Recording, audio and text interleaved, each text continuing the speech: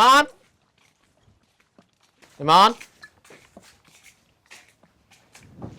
กลับมาเนี่ย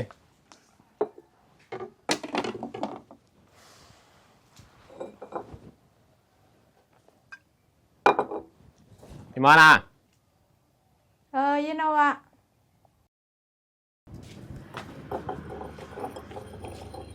เดี๋ยวซูนับ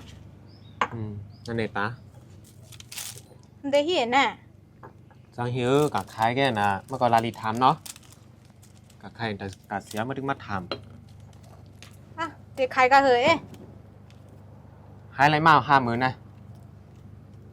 มาด้วยใครละหายอะไรมาบอก50,000นะยินเอาวะเขาเดี๋ยวไล่โคกัมไม่ได้กันไล่แห้งละใครป่านในกว้ยกากันในแกไม่ได้กันไล่แห้งยังมันในแกงกันน้ำเมื่อนั่นจังวันนั้นเขาเหตุการณ์เธอมาดังวันหืออะไรแค่ย่อยมั่วแล้วน่ะพวกก็ยุ่งแฮะไม่ได้กาหาภูมิเหมือนไม่ย่อมีแผลออกมาหรอไม่ยิงหางเกิงมาเนี่ยเน็ตการเน็ตมาสมาบ้านเราก่อน